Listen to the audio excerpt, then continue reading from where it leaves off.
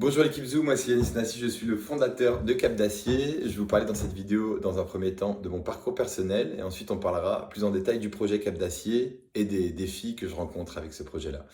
Moi j'ai obtenu mon diplôme de l'Université de Montréal en sciences économiques en 2017, spécialité comptabilité finance donc j'ai travaillé dans le secteur bancaire après cette obtention de diplôme.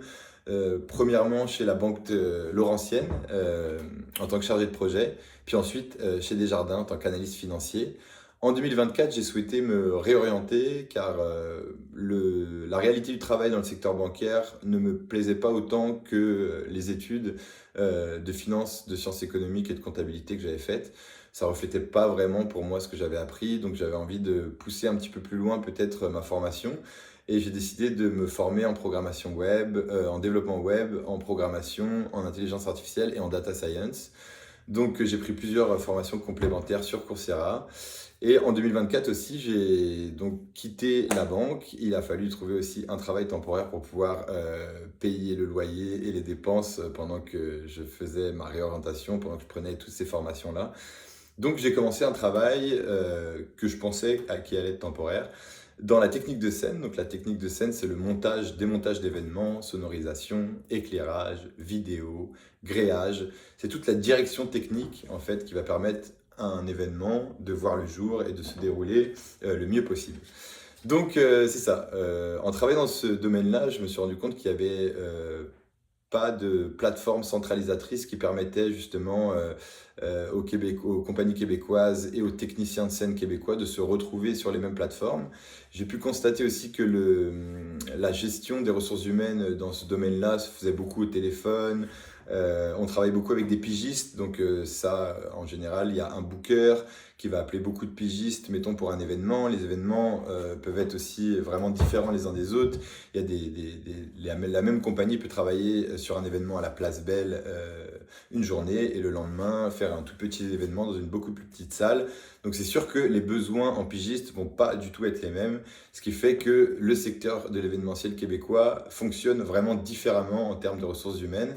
Il y a très peu de plateformes qui permettent de gérer toute la direction technique d'un événement. Gestion de personnel, gestion d'inventaire, location de matériel, logistique aussi des camions. Euh, il y a très peu de plateformes qui peuvent gérer justement tout cet aspect-là d'un événement. Il y en a certaines, il y a Rentman par exemple, qui est une plateforme des Pays-Bas, et il y a Lasso aussi, ce qui sont deux plateformes spécialisées dans l'événementiel. Lasso, c'est américain.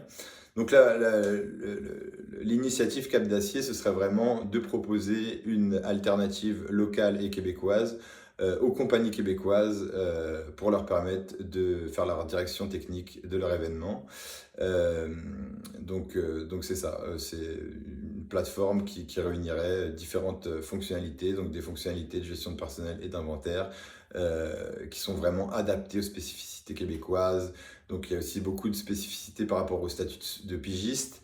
Par rapport à la législation, de la paye, c'est quoi les heures minimales payées. Il y a des conventions collectives aussi pour certaines techniciens de scène qui, eux, sont syndiqués. C'est les défis que je rencontre aussi avec Cap d'Acier, c'est que malheureusement, je suis tout seul en tant que fondateur donc faire en même temps la maintenance, le marketing, la maintenance qui a la gestion des bugs, le marketing, aller aussi sur le terrain pour rencontrer les acteurs du marché, du secteur, aller dans les conférences. Par exemple, il y avait une conférence ExpoScène qui s'est déroulée le mois dernier. Ça me prend aussi quelqu'un sur place qui va rencontrer les différents acteurs du milieu. J'ai du mal, et puis aussi les chantiers R&D pour continuer à faire évoluer l'application.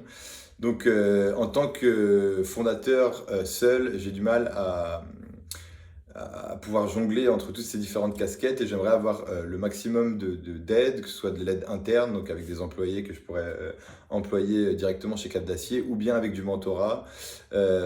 N'importe quelle aide est bonne à prendre. Je suis vraiment dans une période où j'ai déjà quelques compagnies test partenaires qui m'ont fait confiance, mais c'est quand même encore difficile de casser le plafond de verre et de prouver aux compagnies québécoises qu'on est aussi bon que les solutions étrangères.